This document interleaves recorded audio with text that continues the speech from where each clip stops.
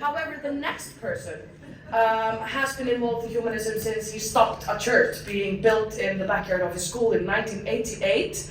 1998, yeah. What is one decade between friends?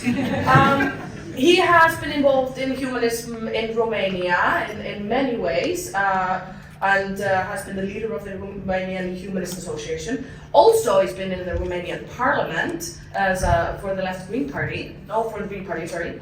But he is perfectly capable of commenting on Alexandra's presentation, as he's been working as a war correspondent in Ukraine. Can give us the humanist perspective. Also, him and Zhuza, the dog, go way back, as they previously met in Ukraine. And so I welcome to the stage Remus Cernea.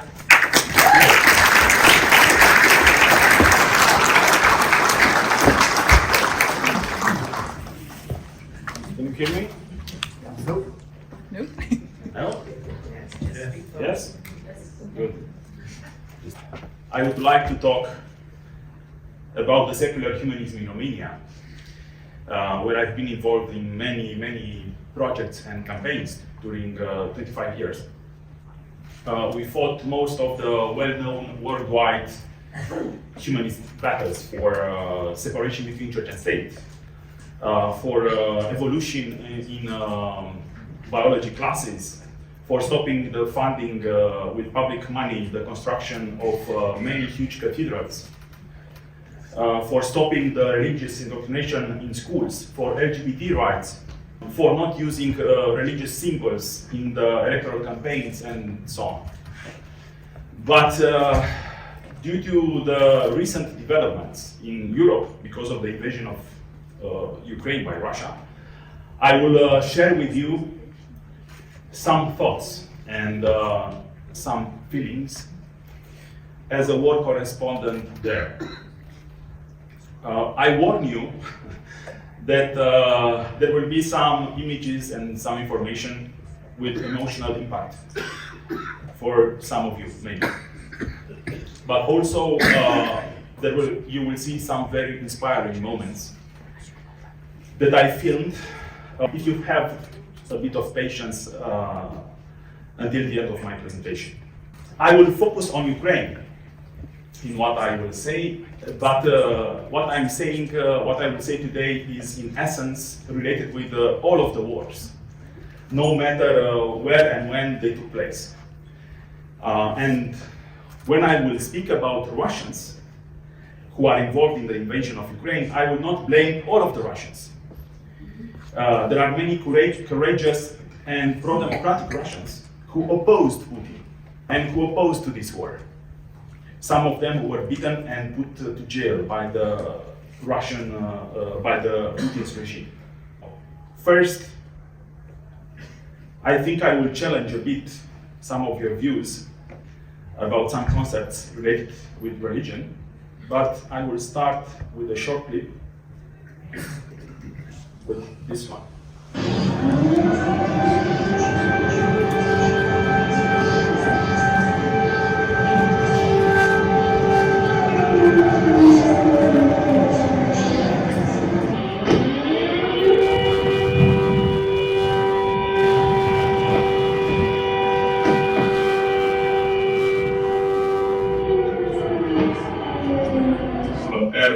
Right alert. Deci un nou rețetă. Ați auzit, da? Ați auzit, da? Ați auzit din nou, da? Auziți din nou explozii, capitala Ucrainei. Oamenii se refugiază, se duc spre adăposturi, auziți loviturile. Vedeți și câțiva polițiști în spate. So that's why I said that I will challenge a bit your views about hell, because what is hell? And I've seen it. I've seen it, and I've just come back from it. What I've experienced in Ukraine during the 150 days, being there for 150 days until now, was much more than reading books like, let's say, Dante's Inferno, that describe an imaginary hell. Because the books, no matter how brilliant they are keeping you in the world of ideas. Usually, your life is not immediately threatened by just reading a book or letting your imagination fly. But walking on streets or staying in your home in most of the Ukrainian cities might lead you to death or to feel an atrocious suffering during this war. You, your family, your friends, your neighbors, your fellow citizens might be mutilated or killed every day, in any moment. And at the beginning of this week, I was in the city of Kryvyi Rih, Zelensky's hometown. And I will show you another clip, this time without sound. Sound is not important.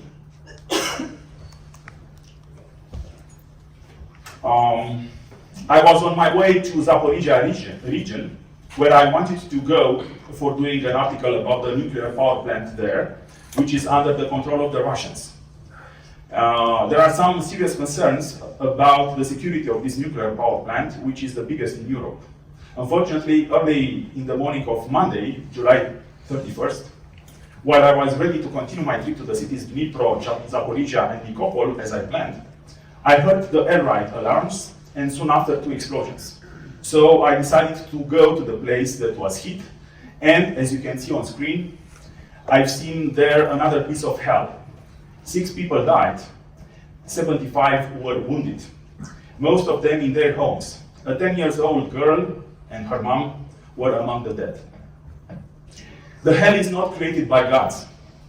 It is created by people who despise the most precious values of humanity. And our response to the real hell that some of our fellow humans create on Earth is not an utopian paradise to dream of. The proper response is the philosophical thinking and political pragmatic work, and of course civil society work also, and education, to end all of the tyrannies without starting a destructive war with them, and being ready anytime to defend our countries if they are attacked by tyrannies. The only logic of these tyrannies or terrorist organizations understand is the logic of power. If they sense some weakness, they will become more aggressive, and the world will be closer to the total annihilation. We are pacifists. We don't want war. And the democracies do not start wars between them. In the last 100 years, most of the wars, if not all, if not all of them, were just between tyrannies and democracies, not between democracies. Realistically speaking, the democracies have to have the best armies in the world and to be part of the strongest military alliances. Otherwise, some tyrants today or in the future will eat them one by one. And the final goal of us as pacifists is to have a world full of democracies. Until then, there will be a permanent threat of a large-scale war like in Ukraine now, or even wars in which mass destruction weapons will be used. The German philosopher Immanuel Kant wrote a book in 1795 called Perpetual Peace. And what he says there was a good source of inspiration for the creating of the European Union. If we'll have such structures at the global level in which all of the democracies will join, there is a chance to end all of the wars. Putin is the most dangerous man in history. Why? He has all of the necessary tools to destroy the whole world, and he seems to be open to use them. We can see it quite often. We can see quite often statements like this from Moscow. The musician named Sting, I'm sure that you know his songs, composed in the 80s a beautiful song called Russians. He do not speak about some political, economical, or humanitarian reasons to keep the world peace. He is very profound relating the world peace with the basic feelings of love of the parents for their children.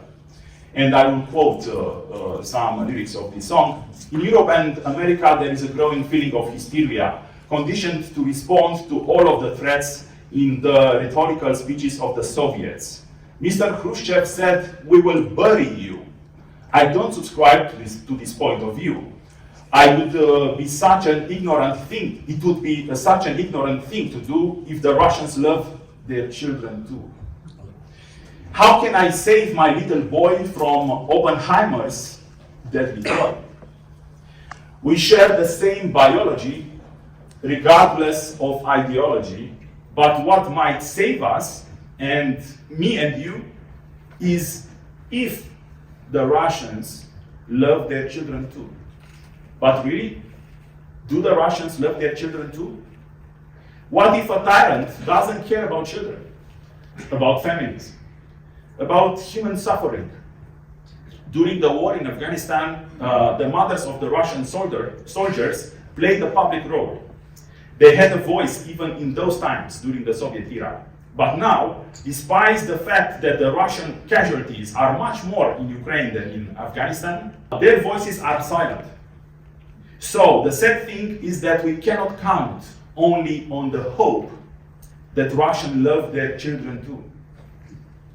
I think that war is the most important philosophical and political problem for this century. If we can secure the future of mankind, all what we have built, all what we have, all of our values of the free world, and all of what we love will be can vanish in hours.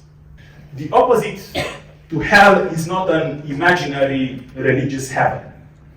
It's humanity based on hope, courage, freedom, moral values, which are defended by the brave people through the hell called war. The Ukrainians are fighting now for their freedom, for their land, for their children, for their European future. I met their amazing people. Bravery already became an Ukrainian brand. I will end my speech showing you how the Ukrainians defy sometimes the death and the destruction that is brought by Putin's war. And I will say also that this war is not only about killing people and destruction that we see. You can see the trees there in the forest are black, like the buildings that are destroyed by the Russian missiles. But this war is also a war for truth, because we have to face also the Russian propaganda, which is quite strong. I see it in Romania, I see it in Europe, I see it in the United States. That's why we have to support Ukraine. And I know that some of the humanist organizations are involved in providing aid to Ukraine, humanitarian aid to Ukraine, and I express my appreciation for this. Maybe it's time for an initiative of the Humanist International to be involved also in this kind of action at the worldwide scale. Why not? A lot of churches are involved in doing humanitarian aid. Why not? We should try also as humanists to do the same.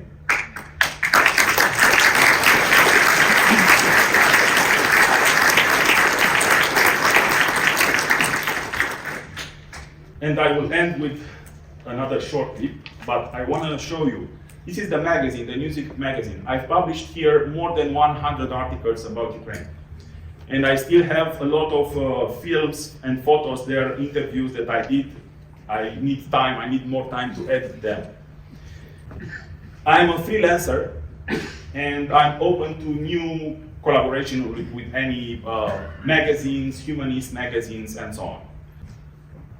So if somebody is interested, we can talk about this. But at the end, I told you that I saw a lot of destruction in Ukraine, but I also saw a lot of very inspiring moments. for instance, this is a cathedral in Odessa, which was recently bombed. It is under the UNESCO heritage, but it was bombed about 2 weeks ago. And I've been there also. And yeah, this belongs to us also as humanists, because it's the heritage of the world. And I will end this speech showing you some of the most inspiring moments that I experienced in Ukraine. Please look what Ukrainians are doing when they are under the Russian shelling. They defy death by singing. This is a concert in a bunker in Kharkiv last year. And this is the song from the famous movie Schindler's List.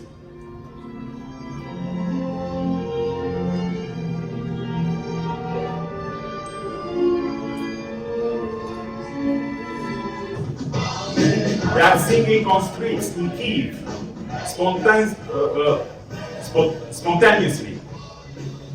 Maybe a bit.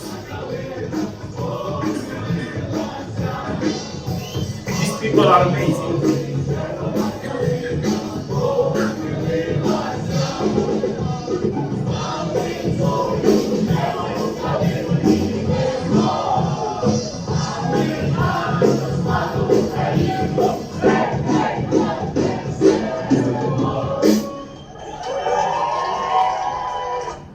And the Ukrainian anthem filmed inside the Orthodox Cathedral in Odessa just 1 week ago.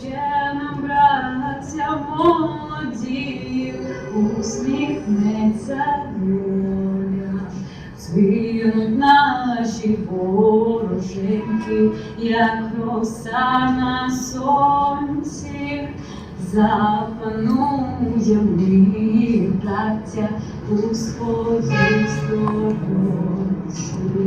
Душу й тіло ми положим за нашу свободу і покажем, що ми браття козацького роду.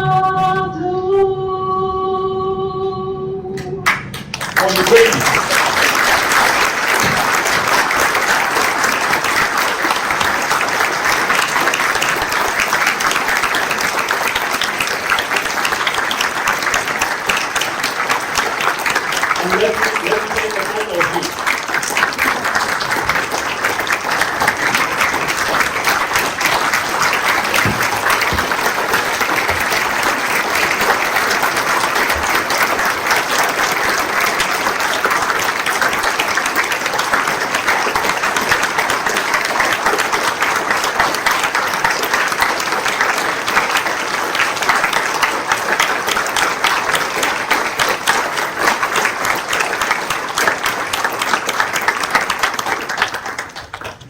Thank you very much. And one more confession. What is my hardest thing to do? It's not to stay under the Russian shelling. It's to cover my expenses to go there. So, anyone who wants to support me, I have a PayPal account, I have a Patreon account. Maybe you will help me to go back to Ukraine as soon as possible and to film and to prove that Ukrainians must be helped, must be supported by the civilized and democratic world. Thank you very much.